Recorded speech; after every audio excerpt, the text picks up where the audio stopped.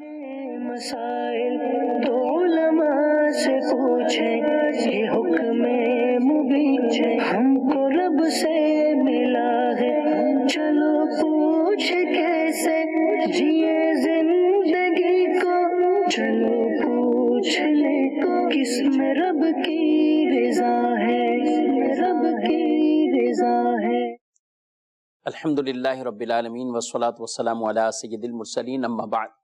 فاعوذ باللہ من الشیطان الرجیم، بسم اللہ الرحمن الرحیم، الصلاة والسلام علیک یا رسول اللہ وعلی آلک واصحابک یا حبیب اللہ، الصلاة والسلام علیک یا نبی اللہ وعلی آلک واصحابک یا نور اللہ۔ مدنی چینل کے ناظرین، پروگرام دارالفتہ اہل سنت میں آپ کو خوش آمدید کہتے ہیں۔ اللہ رب العالمین ہم سب کو دین متین کے احکامات سیکھ کر سمجھ کر اس پر عمل کرنے کی توفیق عطا فرمائے۔ ابتداءً درود پاک کی فضیلت ہمارے پیارے نبی صلی اللہ علیہ وآلہ وسلم کا فرمان معظم علی شان ہے،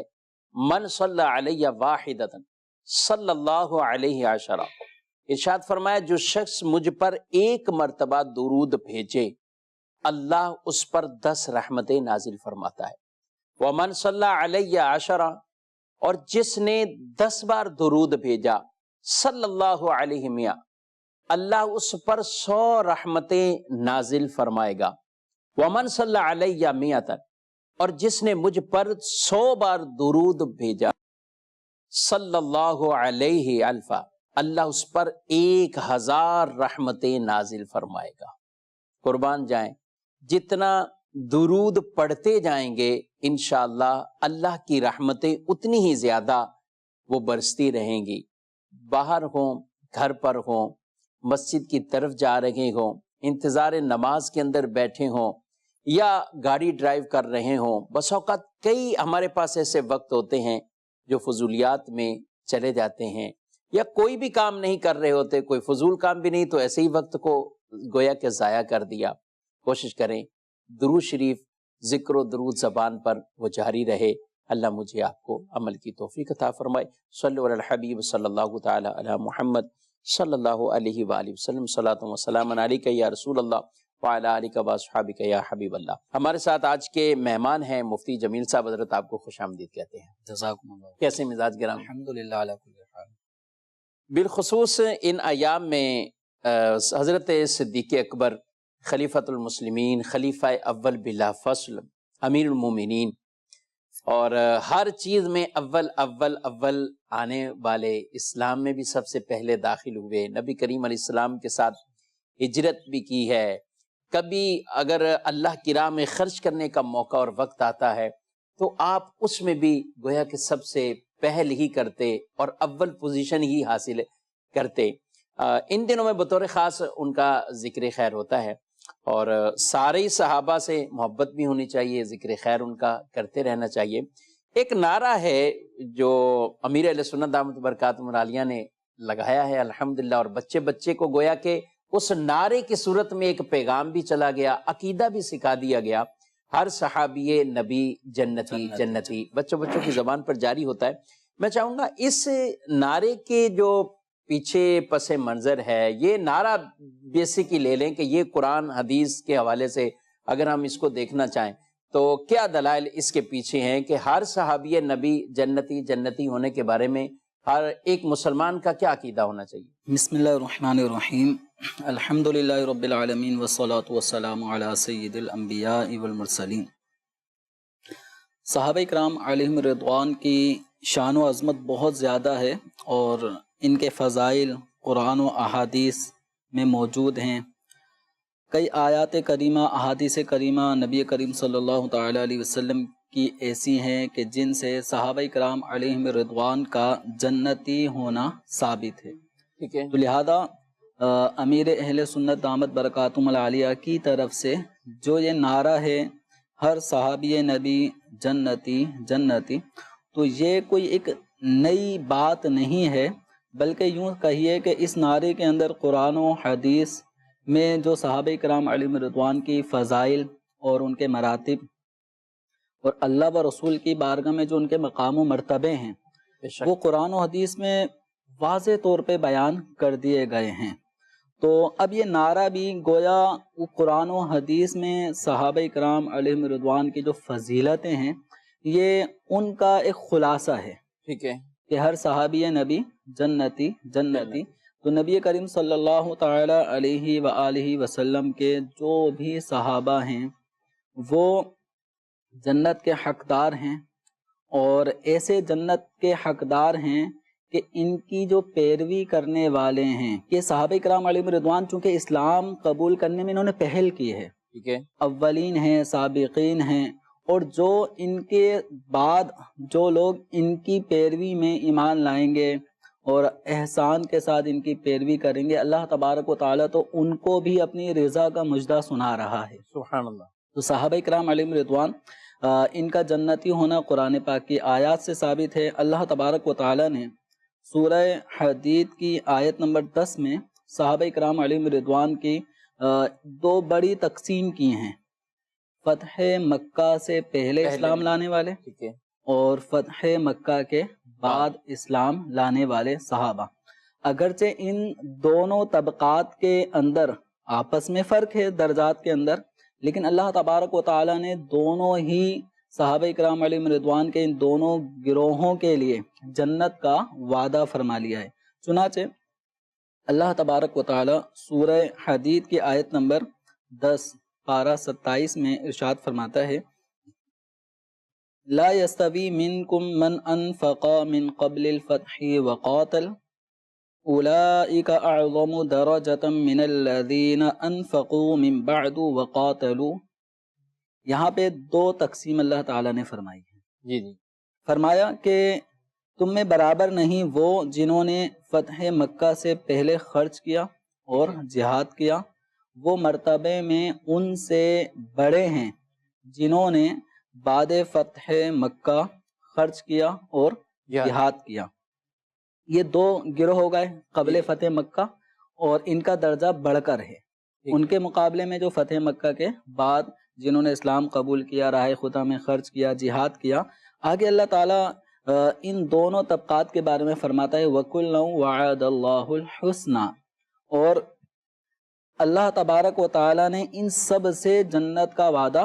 فرما لیا ہے۔ وَاللَّهُ بِمَا تَعْمَلُونَ خَبِيرٌ، اور اللہ تعالیٰ فرماتا ہے کہ اللہ کو تمہارے کاموں کی خبر ہے۔ تو اس آیت کریمہ میں جو صحابہ کرام علیہ رضوان کے دو طبقات ہوئے، تو ان دونوں طبقات کے بارے میں وَكُلًّا وَعَدَ اللَّهُ الْحُسْنَى، خاص اس آیت کریمہ کی تفسیر میں مفسرین کے جو اقوال ہیں وہ بالکل واضح ہیں۔ چنانچہ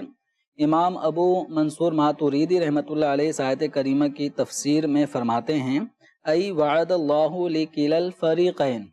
اللہ تبارک و تعالی نے دونوں درجے کے دونوں گروہوں صحابہ کے لیے یہ وعدہ فرما لیا، من انفقا قبل الفتح و بعدہ، جو فتح مکہ سے پہلے راہ خدا میں خرچ کرنے والے تھے، جو بعد میں خرچ کرنے والے ہوئے، ان کے لیے وعدہ کس چیز کا فرمایا؟ الحسنى و ثواب الحسن، اللہ تبارک و تعالی نے ان کے ساتھ حسنہ کا وعدہ فرمایا ہے۔ ماشاءاللہ۔ اچھا، اب حسنہ کیا چیز ہے؟ ایک آیت کریمہ اللہ تبارک و تعالی نے سورہ انبیاء میں اللہ تبارک و تعالی ارشاد فرماتا ہے ان الذین سبقت لہم من الحسنى اولئک عنہا مبعدون، بے شک وہ لوگ کہ جن کے لیے ہماری طرف سے وعدہ حسنہ ہو چکا ہے، اولئک عنہا مبعدون،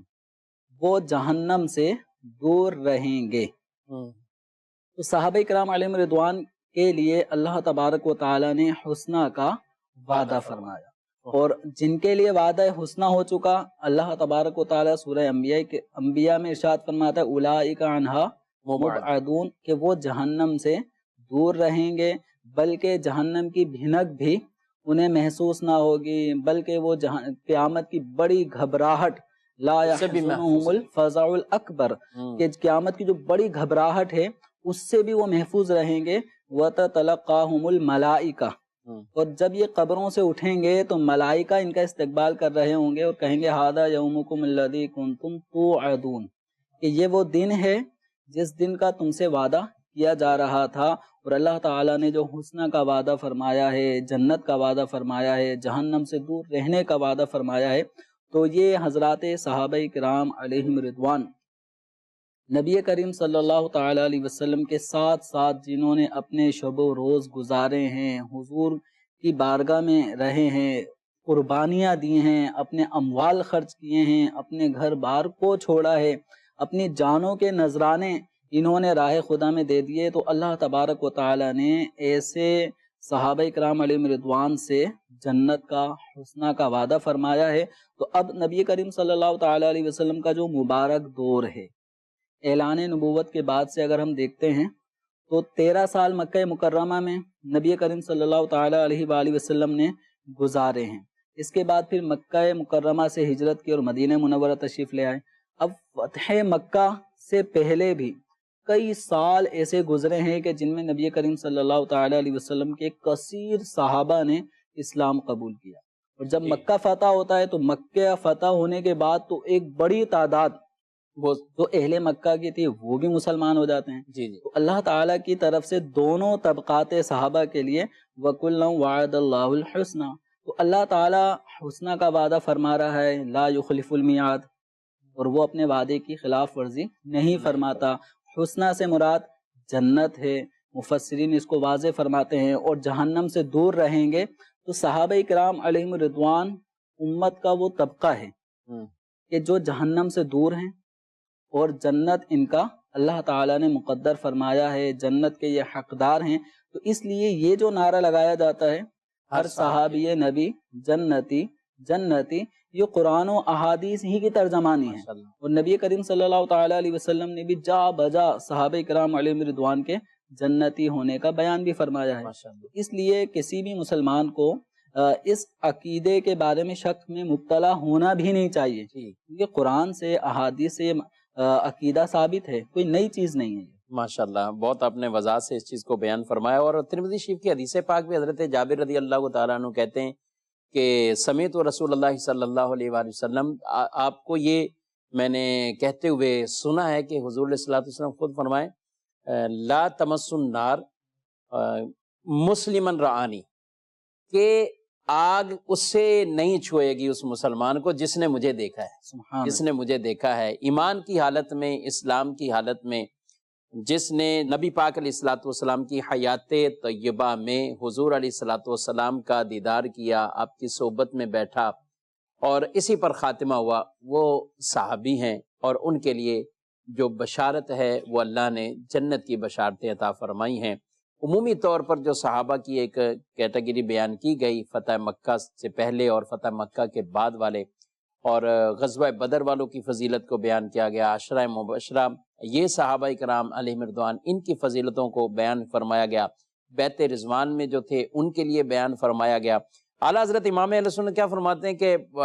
ان میں سارے جتنے بھی اعلیٰ اور ادنا، پھر یہ بھی فرمایا ان میں ادنا کوئی نہیں، ان میں ادنا کوئی نہیں ہے، اور سب کے لیے یہ جنت کی بشارتیں ہیں۔ اللہ رب العالمین ہمیں صحابہ کرام علیہ رضوان سے صحیح معنوں میں سچی پکی محبتیں، عقیدتیں عطا فرمائے، اور اسی پر ہمیں ہماری نسلوں کو بھی استقامت عطا فرمائے۔ آپ کی کچھ کالز ہیں، ان کو بھی پروگرام میں شامل کرنا ہے، اور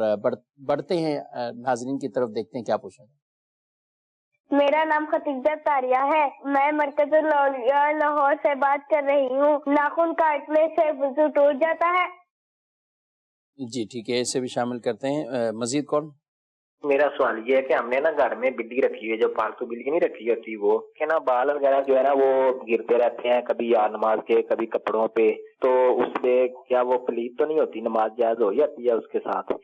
ٹھیک ہے، یہ بھی شامل کرتے ہیں۔ جی مزید کون؟ اگر نماز میں 4 سنتے ادا کر رہے ہوں زہر کی، اور جماعت کھڑی ہو جائے تو آدمی جو ہے 2 رکعتوں پہ سلام پھیر دے، تو اس کا کیا حکم ہوگا؟ ٹھیک ہے، ظہر کی 4 سنتیں سلام پھیرنے کے حوالے، جی ان کو بھی شامل کرتے ہیں۔ کچھ میسیجز بھی ہیں، اور ہیں بھی کافی کثرت سے، انشاءاللہ کوشش کریں گے زیادہ سے زیادہ ہم جواب اس پروگرام میں وہ دے پائیں۔ ابتداً یہ ناخن وضو کر لیا ہے، اب ناخن کاٹ رہے ہیں، تو دوبارہ وضو کرنا پڑے گا کیا؟ ناخن کاٹنے سے اسی طرح جیسے بال وغیرہ کاٹنے سے وضو نہیں ٹوٹتا، یعنی اگر کوئی یہ سمجھتا ہے کہ ہم نے ناخن کاٹ لیے، جی جی ٹھیک ہے، تو ہم نے چونکہ دھوئے تھے اب وہ کٹ گئے، تو ان ناخنوں کے کٹنے سے وضو پہ کوئی اثر نہیں پڑتا، یا کوئی وضو کرنے کے بعد اس نے بال ترشوا لیے، حلق کروا لیا، حلق حاجی کروا صاحبان لیا، بھی تو کرتے ہیں، عمرہ کرنے والے بھی کرتے ہیں، اور احرام میں بھی ہوتے ہیں باوضو بھی اس طرح، بعد میں حلق کروا لیا تو وضو اس سے وضو ٹوٹنے کا کوئی تعلق نہیں ہے۔ اگر کسی کے ذہن میں یہ ہے کہ وضو ٹوٹ جاتا ہے تو یہ غلط فہمی ہے، دھونا بھی نہیں پڑے گا بعد میں ہاتھوں دوبارہ کو؟ کچھ بھی دھونے کی ضرورت نہیں ہے۔ البتہ یہ ہے کہ جب ناخن ترشوا لیں تو ناخن ترشوانے کے بعد انگلیوں کے ان پوروں کو دھونا یہ مسنون ہے، تو یہ دھو لینا چاہیے، لیکن اس سے کوئی تعلق نہیں ہے کہ وضو ٹوٹ گیا تھا اس لیے دھویا جا رہا ہے۔ بس یہ کہ ناخن کٹنگ کرنے کے بعد تھوڑی سی دھو لینے سے اگر کچھ ناخنوں میں میل کچل رہ جاتا ہے تو وہ اس طرح سے صاف ستھرا ہو جاتا ہے۔ ٹھیک ہے، باقی دھونا اس کا کوئی ضروری نہیں ہے۔ بلی کے بال، بلی گھر میں پالی ہوئی ہے اور کہتے ہیں کہ ساتھ بھی کبھی لگ جاتی ہے، بال بھی اس کے آ جاتے ہیں، تو کپڑے ناپاک ہوں گے؟ بلی کے جسم سے مس ہونے سے جسم ناپاک نہیں ہوتا، یا اس کے جو بال بکھر جاتے ہیں تو اس کے بکھرے ہوئے بال ناپاک نہیں کہلائیں گے۔ اگر جائے نماز وغیرہ پہ، جیسے ان کا سوال تھا کہ وہ آ جاتی ہے، بیٹھ جاتی ہے، اس پہ دکھتے ہیں تو بال پڑے ہوتے ہیں، اس طرح جائے نماز پہ بال پڑے ہونے سے جائے نماز ناپاک نہیں ہوتی۔ البتہ یہ ایک بالکل طے شدہ اصول ہے کہ کوئی بھی پاک چیز اگر اس پہ ناپاکی لگ جائے، یقینی طور پہ معلوم ہے کہ یہ ناپاک ہو گئی، اب وہ چیز تر بھی ہے، ناپاک بھی ہے، اور اس کی تری چھوٹ کر کسی دوسری چیز پہ لگ جائے گی، پھر تو ناپاکی ہونے کا حکم دوسری چیز پر عائد ہوگا۔ لیکن عمومی طور پہ اگر بلی سوکھی ہے اور اس کے بال جھڑتے ہیں تو ان سے کوئی جسم یا جائے نماز ناپاک نہیں ہوگی۔ ٹھیک ہے، بلی گیلی بھی ہو تو اس کا گیلی ہونا وہ عام پانی سے یا ناپاکی والا، یہ دونوں میں کوئی فرق رہے گا؟ گیلا پن ہے بلی پہ، اور گھر میں ہی جیسے یہ کہہ رہے پالتو ہے اور گھر میں بلی رہتی ہے، اب اس کے اوپر گھر میں کسی نے پانی ڈال دیا یا کہیں سے بھی اس کا بدن وہ گیلا ہے، اب یہ گیلا بدن اس کے ساتھ کسی کے ساتھ ٹچ ہوا تو اس کو کیا صرف گیلے پن کی وجہ سے ناپاک کہیں گے؟ بلی کا جسم یوں کہ یہ تر ہو گئی تو ناپاک ہو جائے، ایسا نہیں ہے۔ تو اگر بلی تر ہو گئی یا اس پہ کسی نے پانی ڈال دیا یا بارش میں گیلی ہو گئی اور پھر وہ گھر میں آتی ہے، کسی سے ٹچ ہو جاتی ہے، کسی جگہ بیٹھ جاتی ہے یا کارپیٹ پہ بیٹھ جاتی ہے، تو جب تک اس کے جسم کا ناپاک ہونا یقینی طور پہ معلوم نہ ہو تو محض اس کے گیلے پن کو ہم یہ نہیں کہیں گے کہ یہ ناپاک ہو گئی اور یہ ہمارے کپڑے سے ٹکرا گئی یا ہمارے کارپیٹ پہ بیٹھ گئی یا اس نے فلاں کپڑے پہ بیٹھ کے اس کپڑے کو گیلا کر دیا، تو اس طرح کپڑا ناپاک نہیں ہوگا جب تک کہ ناپاکی کا یقین نہ ہو۔ اور عام طور پہ ناپاکی کا یقین ہوتا نہیں ہے، بس وسوسہ ایک ذہن میں آتا ہے کہ یہ ادھر گھومتی ہے تو ادھر جاتی ہوگی تو یہ ہوتا ہوگا تو یہ ناپاک ہوگی۔ تو احادیث کریمہ میں بلی کے حوالے سے باقاعدہ یہ بات بیان کی گئی ہے، انہا من الطوافین والطوافات علیکم، او کما قال علیہ الصلوۃ والسلام، کہ یہ ان جانوروں میں سے ہے کہ جو تمہارے گھروں میں اکثر آتے جاتے رہتے ہیں، تو ان سے بچنا مشکل ہے۔ تو اگر بلی نے کسی برتن میں بھی منہ ڈال دیا، ٹھیک ہے، دودھ پی لیا، پانی کی کوئی چیز میں منہ ڈال دیا، تو اس سے وہ چیز ناپاک نہیں ہوگی، ناپاک نہیں ہوگی۔ تو اب یہ لوگ پریشان ہو جاتے ہیں کہ بلی نے منہ ڈال دیا تو یہ ناپاک ہو گیا، تو ایسا کراہت کچھ درجے طبعی اعتبار سے کراہت ضرور آدمی کو محسوس ہوتی ہے، تو اگر کوئی اور پانی موجود ہے تو پھر اس دوسرے پانی سے وضو کیا جائے، لیکن یہ پانی ناپاک نہیں ہے، ٹھیک ہے، یہ پاک ہے۔ اگر پینے کھانے کی کسی چیز میں اس نے منہ ڈال دیا تو اس سے بھی وہ کھانے پینے کی چیز ناپاک نہیں ہوگی۔ ہاں طبیعت نہیں مانتی یہ اور بات ہے، لیکن اس طرح کے کھانے پینے کی چیزوں کو ضائع نہ کریں، صحیح، یہ کسی اور جانور کے لیے یا اسی کے لیے دوبارہ پیش کر دیا جائے۔ ٹھیک ہے۔ ایک سوال جو ویسے اس میں جو بلی والا آپ بیان فرما رہے تھا، اب یہ انہوں نے جائے نماز کا بھی کہا ہے، تو جائے نماز کو ایسے بچھا ہوا چھوڑنا بھی نہیں چاہیے، اس کو حتی الامکان اگر نماز پڑھ لی ہے تو آپ لپیٹ کے اس کو رکھ دیں۔ ویسے بھی گھر میں دوسرے چلتے ہوئے افراد آپ نے دیکھے بعض لوگوں میں وہ تھوڑا سا کونا فولڈ کر دیتے ہیں جائے نماز کا، تو آپ پورا ہی اس کو لپیٹ کے اس کو کسی طرف رکھ دیا جائے، تاکہ عام اگر وہ چلنے پھرنے کی جگہ ہیں، بچے بھی آتے ہوں گے تو نماز کے لیے بہرحال جائے نماز کا اس طرح کا اہتمام کریں گے، انشاءاللہ ادب کریں گے تو اس کی اور برکتیں پائیں گے۔ 4 سنتیں ظہر کی پڑھ رہے تھے، 2 ہی پڑھی، امام صاحب کیا کہہ رہے ہیں، جماعت ہی کھڑی ہو چکی ہے، تو 2 پہ ہی سلام پھیر دیں۔ 4 سنتیں اگر کسی نے شروع کی ہیں اور جماعت قائم ہو گئی تو اب انہیں پوری 4 ہی مکمل کرنی ہوں گی. ٹھیک ہے. 4 مکمل ہونے کے بعد ہی اب یہ جماعت میں شامل ہوں گے. لیکن اس طرح سنتیں شروع کرنے والوں کے لیے حکم شریعت کا یہی ہے کہ وہ دیکھ لیں کہ ان کے سنتیں شروع ہونے کے بعد جماعت کب قائم ہونے والی ہے. تو عام طور پہ ہمارے یہاں تو بالکل ٹائم فکس ہوتا ہے جماعت کا، جیسے 1:30 بجے اگر کہیں ظہر کی نماز ہے اور آپ 1:28 پہ سنتیں شروع کریں گے تو ایسے تو کرامت کے وقت میں وسعت ہو جائے اور آپ 2 منٹ میں 4 رکعت سنتیں بالکل ادا کر لیں، یہ تھوڑا مشکل ایسے ہے. بھی پڑھنے والے ہیں 2 منٹ میں 4، تو یہ تو 1 آدھے منٹ کا نا اس میں بھی شروع کر دیتے لوگ. اس میں ان کو وہ کہتے ہیں کہ 1 منٹ اقامت میں لگے گا، کچھ اعلان ہوگا، پھر نماز شروع ہوگی، تو ہم اتنی دیر، اور وہ اس چیز کا خیال نہیں کرتے کہ ہماری تکبیر اولیٰ بھی اب یا تو پہلے ہی آنا چاہیے، کوشش تو یہی ہو کہ پہلے ہی ہو، قبلیہ سنتیں تو پہلے ہی پڑھنی چاہیے، لیکن اب وہ ہوتا یہ کہ تاخیر سے آئے اور پھر تاخیر سے یہ سنتیں شروع کی، یہاں تک کہ جماعت میں سے بھی 1 رکعت وہ فوت ہو گئی، 1 رکعت چلی گئی. تو بہرحال یہ ایسا ہی اہتمام رکھنا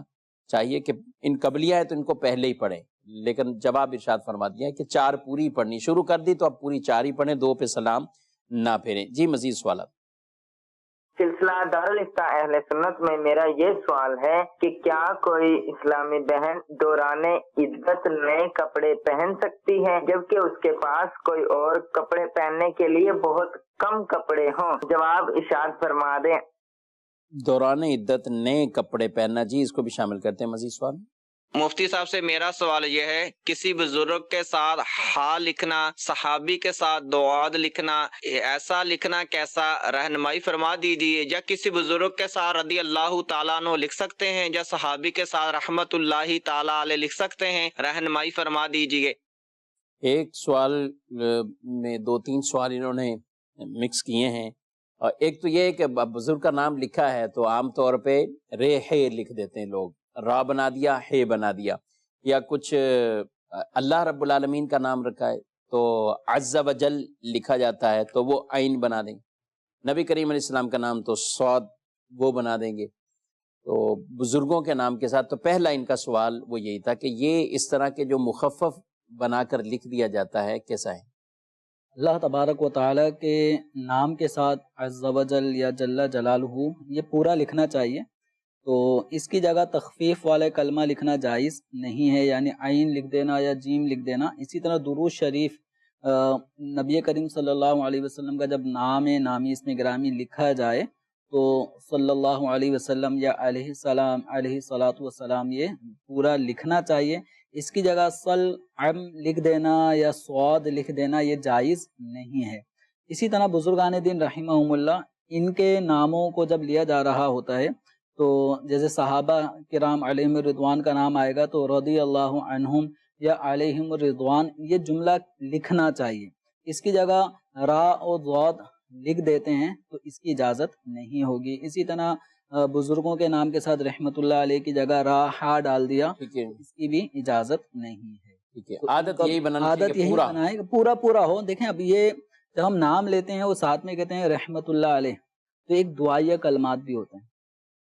صحابی کا نام لیتے ہیں رضی اللہ عنہ، یہ جو کہتے ہیں اس میں ایک دعائیہ کلمہ بھی ہے، اور جو اللہ تعالیٰ نے ان کے لیے وعدہ فرمایا ہے صحابہ کرام علیہم رضوان کے لیے رضی اللہ عنہم ورضوا عنہ، تو یہ اس کا اظہار بھی ہے کہ اللہ تعالیٰ ان سے راضی ہے اور مزید اللہ تعالیٰ ان سے راضی ہو. تو یہ دعاؤں کے لکھنے میں بولنے میں ہمیں کنجوسی نہیں کرنی چاہیے. ٹھیک ہے. اور بالخصوص درود پاک کے اندر بھی ایسی تخفیف کر دیتے ہیں اور صرف پورا درود پاک شارٹ میں سواد بنا دیا، یہ تو جائز. یا بعض اوقات سلعن، یعنی ہر لفظ کا ایک سواد کا بھی لے لیا، لام کا بھی لے لیا، عین بھی لے لیا، میم، اور ان سب کو ملا کے سلعن یہ اس کی بھی اجازت نہیں ہے شرعن، یہ طریقہ کار جائز نہیں. بالکل. اتنے بڑے بڑے میسیجز یا تحریریں لکھتا ہے انسان، لیکن جب ایک اور یہ نام بھی اسلامی ظاہر میسیجز ہوں گے جہاں یہ نام آتے ہیں تو آپ لکھیں. یہ ہمارے ایک ایک لفظ جو لکھنا ہوگا اس پہ بھی ہمیں اتنی برکتیں ملیں گی، ثواب حاصل ہوگا، لیکن یہ طریقہ کار بالکل بھی اختیار نہیں کرنا چاہیے. ایک سوال ہمارے پاس یہ تھا کہ بلکہ پوچھا ہی گیا ہے کہ عورت کے پاس کپڑے نہیں ہیں یا کم ہیں کپڑے اور نئے کپڑے عدت کے دوران وہ استعمال کر سکتے ہیں؟ عورت کے لیے دوران عدت جیسے شوہر کا انتقال ہو چکا ہے تو اب یہ جو اس کو 4 مہینے 10 دن کا ایک طویل عرصہ دوران عدت گزارنا ہوتا ہے، تو اس میں عورت کو بناؤ سنگھار یہ جائز نہیں ہے۔ اب کپڑا اگر نیا ہے لیکن سادہ ہے تو اس میں حرج نہیں ہے، لیکن اگر کپڑا نیا ہے یا پہلے سے پہنا ہوا ہے لیکن وہ ہے بناؤ سنگھار والا، وہ کڑھائیوں والا ہے اور مختلف قسم کا فیشن کہ جس کو عام روٹین سے ہٹ کر پہنا جاتا ہے، کسی تقریب میں پہنا جاتا ہے، تو دوران عدت عورت کا ایسا لباس پہننا جائز نہیں ہے۔ ٹھیک ہے، اچھا سادہ لباس ہے لیکن وہ نیا ہے، جیسے گرمی کا موسم ہوتا ہے تو کچھ پرانے کپڑے سے تو اس طرح کے نئی کچھ لون سادہ سا ڈیزائن، یعنی جس کو یہ نہیں کہا جائے کہ یہ بناؤ سنگھار والا لباس ہے، تو سادہ لباس اس کے پہننے میں عورت کے لیے حرج نہیں ہے اگرچہ وہ نیا ہی ہو۔ ٹھیک ہے، ایک سوال اسلامی بہنوں کی طرف سے کہ اگر کوئی طالبہ وہ قرآن پاک حفظ کر رہی ہو تو اب ایسی صورتحال میں حفظ قرآن میں مخصوص ایام میں اسے اجازت ملے گی قرآن پاک حفظ کرنے کی، پڑھنے کی؟ ان ایام میں قرآن پاک کی تلاوت کرنے کی اجازت نہیں ہے اگرچہ وہ حفظ کر رہی ہوں۔ ایسے موقع پر یوں کیا جا سکتا ہے کہ اپنے ان ایام کو قرآن پاک کی برکت سے مطلب بالکل محروم بھی نہ رہیں، کچھ یا حفظ کے اندر خلل نہ آئے، تو اس کا طریقہ یہ اختیار کیا جا سکتا ہے کہ قرآن پاک سننا اس حالت میں عورت کے لیے منع نہیں ہے، تو اپنے کچھ پارے جو یا منزل یا سبق وغیرہ وہ یاد کرنے کے لیے وہ اس کو سن سکتی ہیں۔ تو آج کل موبائل کے اندر اس طرح کے قرآن پاک کی ریکارڈنگ بھی موجود ہوتی ہے، تو ان ایام میں قرآن پاک پڑھنا عورت کے لیے جائز نہیں ہے لیکن قرآن پاک سننا عورت کے لیے جائز ہے، تو اپنے ان ایام میں قرآن پاک کو سن کر بھی اپنا حفظ مضبوط رکھا جا سکتا ہے۔ ٹھیک ہے، قرآن پاک پڑھنے کی اجازت نہیں ہے۔ جی ہمارے پاس کچھ ویڈیو سوالات بھی ہیں اور دیکھتے ہیں ناظرین کیا پوچھیں۔ میرا نام محمد حمزہ ہے، میرا تعلق کراچی سے ہے۔ مفتی صاحب آپ سے میرا یہ سوال ہے، قصر نماز کب پڑھیں؟ اس کا جواب ارشاد فرما دیں۔ قصر نماز اس وقت پڑھی جاتی ہے کہ جب کوئی شخص اپنے شہر سے دور کسی دوسری جگہ پر جانا چاہ رہا ہے، ٹھیک ہے، اور ان دونوں جگہوں کے درمیان ان دونوں کی جو حدود ہیں اس کی ختم ہوگی اور دوسرے کی شروع ہوگی، تو ان درمیان میں جو اسپیس ہے، فاصلہ ہے، وہ 92 کلومیٹر یا اس سے زائد ہو۔ تو اب جب یہ شخص اپنے شہر کی حدود سے نکل جائے گا تو نکلنے کے بعد دوسرے شہر کی حدود میں داخل ہونے سے پہلے یہ پورا جو رستہ ہے یہ ہے سفر والی جگہ، ٹھیک ہے، تو شہر کی حد، اپنے شہر کی حد سے نکل گئے، ٹھیک ہے، اور دوسرا جہاں ہم جانا چاہتے ہیں اس دوران درمیانی فاصلہ، مثال کے طور پہ لے لیں جیسے کراچی اور حیدرآباد کا یہ فاصلہ تقریباً 150 کلومیٹر کے قریب بنتا ہے، ٹھیک ہے، تو کراچی کی حدود سے آپ نکل گئے، اب حیدرآباد کی طرف آپ کا سفر چل رہا ہے تو 92 کلومیٹر سے کئی میل یہ آگے ہے، تو اب درمیان میں کہیں آپ کو ظہر یا عصر یا عشاء کے فرض ادا کرنے ہیں، تو ان فرض نمازوں کی 4 جو رکعتیں ہیں ان 4 رکعتوں کو آپ 2 کر کے پڑھیں، 2 رکعت کر کے پڑھیں گے۔ اب آپ پہنچ گئے حیدرآباد، ٹھیک ہے، اب یہاں مرحلہ آئے گا کہ یہاں آپ کے رہنے کی نیت کتنے دن کی ہے، سفر کے دوران تو قصر کریں گے، قصر کر چاہے وہاں کتنے دن کی نیت ہے، لیکن جب آپ دوسرے شہر پہنچ گئے، جیسے کراچی کا رہنے والا حیدرآباد پہنچ گیا، اب وہاں حیدرآباد وہ کتنے دن کی نیت لے کے گیا تھا، اگر وہ 15 دن 15 راتوں کے اندر ہی اس کو واپسی کرنی ہے، ٹھیک ہے، تو اب یہ حیدرآباد میں بھی مسافر ہے، صحیح، 1 ہفتے کے لیے گئے ہیں، تو آپ وہاں پہ اگر جماعت نکل گئی تو آپ اب جو نماز پڑھیں گے تو قصر کریں، لیکن اکثر یہ ہوتا ہے کہ وہاں پہ بھی جو با جماعت نماز پڑھنے کے عادی ہوتے ہیں وہ سفر میں بھی جماعت کا ہی اہتمام کرتے ہیں اور ان کو جماعت کا اہتمام کرنا چاہیے۔ جی اچھا، اب اگر کوئی 15 دن یا اس سے زیادہ رہنے کی نیت حیدرآباد کے لیے کر کے گیا ہے تو اب وہ ہو جائے گا مقیم حیدرآباد، تو اب حیدرآباد میں جتنے بھی دن اس کو رہنے ہیں 15 دن 15 راتوں سے زائد، وہ اب پہلے دن سے ہی وہ قصر کا حکم نہیں ہے، اس کو پوری ہی پڑھنی ہے۔ اچھا، اب حیدرآباد سے واپسی کراچی کا سفر ہے، اپنے وطن اصلی کی طرف آ رہے ہیں، تو اب حیدرآباد کی حدود سے نکلتے ہی وہ کراچی کی حدود میں داخل ہونے سے پہلے یہ جو پورا رستہ ہے سفر والا، اس میں اگر ظہر عصر اور عشاء کی نماز پڑھنی ہے تو اس میں قصر کریں گے، کیونکہ آپ کا وہ جو حیدرآباد تھا وطن اقامت وہ بھی ختم ہو چکا ہے، وہاں سے آپ نکل چکے ہیں اور اپنے وطن اصلی میں داخل بھی نہیں ہوئے، تو اس دوران آپ کو قصر نماز ادا کرنی ہے۔ یہ بہت سے مدنی چینل کے ناظرین جو باقاعدہ ڈیوٹی کرنے کے لیے جاتے ہیں، ملازمت کے لیے جاتے ہیں، تو ان کے لیے بہت اہم یہ مسائل ہوتے ہیں، اور جن کے بالخصوص یہ مسافت بھی پوری ہو رہی ہوتی ہے، 92 کلومیٹر یا اس سے زائد یہ بن رہی ہوتی ہے۔ تو جمیل صاحب، بس اوقات ایسی عدم واقفیت یا عدم علم کہہ لیں، اور سیکھا بھی نہیں ہے، اور اس طرح اس کا برعکس کرتے رہتے ہیں بعض اس طرح، تو اب یہ دو بنتی دو تھی اس پر، اور اس کو 4 پڑھ لی انہوں نے۔ تو اچھی آپ نے توجہ دلائی ہے۔ ایک بڑی تعداد کراچی کے، جیسے حیدرآباد کی ایک بڑی تعداد کراچی میں جاب کرتی ہے، اور وہ ہفتے کی رات یا ہفتے کو اپنے حیدرآباد واپسی پہنچ جاتے ہیں، اتوار کو واپسی پہنچ جاتے ہیں، پھر کراچی آ جاتے ہیں پیر والے دن۔ 5 دن ان کے کراچی میں ہیں اور 2 دن اپنے شہر حیدرآباد میں گزرتے ہیں۔ جی بالکل۔ اب کراچی میں وہ اپنے آپ کو بالکل نارمل سمجھتے ہیں۔ جی اب ٹھیک ہے، اگر آپ 5 دن کراچی میں رہتے ہیں، جماعت کے ساتھ نماز پڑھ رہے ہیں یہاں پہ، تو آپ 4 پڑھیں گے، جی لیکن جب جماعت نکل گئی، ایسے موقع پر جو مسافر شرعی ہے اس پر لازم ہے کہ ظہر، عصر اور عشاء کے 4 فرضوں کو 2 رکعتوں پر مشتمل کر کے قصر کے ساتھ واجب ہے پڑھے گا۔ اس کی۔ یہ واجب ہے اس کے اوپر۔ اگر کسی نے جانتے بوجھتے یا ویسے ہی عدم علم کی وجہ سے یا بھولے سے 4 پڑھ لی اس نے، 4 پڑھتے رہتے ہیں، کیونکہ قصر واجب تھی، تو اس نے 4 رکعتیں اگر پڑھ لی ہیں بھولے سے یا قصدن، تو اس صورت میں اس پر نماز کا اعادہ ضروری ہوگا، بشرطے کہ اس نے 2 رکعت پہ اتحیات میں بیٹھا ہو، تو اس کے فرض تو ادا ہو جائیں گے، لیکن چونکہ اس کے اوپر واجب تھا کہ وہ 2 رکعت ہی پڑھتا، اس نے واجب چھوڑا۔ اب اگر یہ جان بوجھ کے ایسا کرتا ہے کہ 4 پڑھتا ہے، یا مسئلہ ہی معلوم نہیں ہے پھر 4 پڑھتا ہے، تو اس صورت میں یہ گناہ گار ہوگا۔ ٹھیک ہے، اس کو شرعی حکم معلوم کرنا چاہیے۔ جان بوجھ کے پڑھ رہا ہے کہ مجھے 4 پڑھنی چاہیے، تو بھی گناہ گار ہے۔ مسئلہ معلوم نہیں کرتا، پوچھتا ہی نہیں ہے، تو بھی گناہ گار ہے۔ تو اس صورت میں نماز کا اعادہ تو اس کے اوپر لازم رہے۔ اعادہ نماز کا۔ اچھا، یہ کبھی ایسا ہوا کہ مسئلہ تو پتہ ہے کہ مجھے اس وقت 2 رکعتیں ہی پڑھنی ہیں کیونکہ میں مسافر ہوں، لیکن بھولے سے وہ 4 پڑھ لیتا ہے،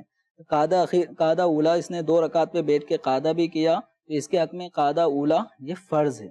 اگر اس نے قاعدہ اولا کیا، پھر تیسری اور چوتھی رکعت بھی پڑھ لی، تو اس کے فرض ادا ہو گئے، لیکن چونکہ اس پہ حکم وہی تھا کہ اس کو 2 ہی پڑھنی تھی اور بھولے سے ایسا ہوا ہے،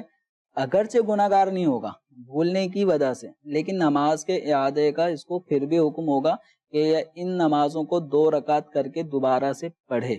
اچھا، اب یہ ضروری نہیں ہے، مثال کے طور پہ اب یہ حیدرآباد واپسی چلے گیا اپنے ہی وطن اصلی میں، ٹھیک ہے، اور اب اس کو یاد آتا ہے کہ کراچی میں میں نے قصر کرنی تھی لیکن میں نے تو پوری پڑھ لی، تو اب یہ حیدرآباد میں جو پڑھے گا تو مقیم ہے، وہ کیا پڑھے گا؟ 4 پڑھے گا کہ 2 پڑھے گا؟ تو اصل اعتبار ہے اس کا کہ جس وقت اس شریعت مطہرہ نے جو نماز کا جو وقت اس پہ آیا تھا وہ کس حالت میں آیا تھا، قصر کی حالت میں آیا تھا، تو اس کو 2 ہی پڑھنی ہے۔ تو یہ اعادہ اگرچہ حیدرآباد میں کرے گا لیکن 2 ہی رکعت کا اعادہ کرے گا، اگرچہ یہ اس وقت یہ مقیم ہے۔ اگرچہ اس وقت یہ مقیم ہے۔ بہت اہم مسائل ہیں، اور بسا اوقات اچھے خاصے یہ کہیں کہ بعض امام بھی ہوتے ہیں، اب ان کو دوسرے شہروں میں، اچھا کوئی بیان کرنے گیا ہے، کسی دوسرے شہر ملاقات کے لیے گیا ہے، تو میں پچھلے دنوں بھی کسی کی اس طرح توجہ دلائی کہ آپ یہاں جب آتے ہیں تو آپ مقیم کیسے بنتے ہیں، کتنے دنوں میں آپ مقیم کے لیے تو 15 دن کی اس کی نیت ہونی چاہیے، اور پتہ ہے یہ کہ میں نے اگلے ہفتے پھر جانا ہے۔ تو ایسے حضرات جو اپنے شہروں سے دور امامت کرتے ہیں اور ان کا 92 کلومیٹر، یا امامت اتنی جگہ لے لیں، قریب لے لیں کہ آپ کے وہ سفر ہی نہ بن رہا اتنا، لیکن یہ صرف کراچی حیدرآباد کی نہیں ہے، کئی جگہوں پر جن کے اپنے وطن اصلی وہ اور جو ان کی نوکری کی جگہ ہے یا امامت کی جگہ ہے، کیونکہ امامت کے لیے اس لیے بطور خاص کہہ رہا ہوں کہ اس کے پیچھے اتنے لوگوں نے نماز بھی پڑھنی ہے، اور اس پر ہو قصر نماز، اور اس پر پیچھے والے جو ہیں وہ ظاہر یہ 4 ہی پڑھاتا رہے، تو یہ کتنا بڑا ایک مسئلہ ہوگا۔ اور یہ ایسے نہیں بات کر رہا ہوں، بلکہ اس طرح کے مسائل کئیوں کے پاس پیش آئے ہیں، اور پھر ان کو ایسے اعلانات بھی کرنے پڑے کہ یہ نماز کے یہ احکامات ہے، تو ان کو بھی تھوڑا غور کرنا ہے جو مسلح امامت پر ہیں۔ تو اس طرح کے مسائل درپیش ان کو بھی آ سکتے ہیں. آپ اپنے گھر پہ جاتے ہیں، وطن اصلی جاتے ہیں، تو ان چیزوں کا بھی خیال بہرحال رکھیں. بہت اہم مسئلے ہیں اور دارالتعلیم سنت کے نمبرز اپنے پاس رکھیں اور اس پر رہنمائی بھی لیتے رہا کریں. اللہ رب العالمین ہمارا یہ پروگرام اپنی بارگاہ میں قبول و منظور فرمائے. مسائل تو علماء سے پوچھیں، یہ حکم مبین ہم کو رب سے ملا ہے. چلو پوچھ کیسے جیے زندگی کو، چلو پوچھ لے کس میں رب کی رضا ہے، رب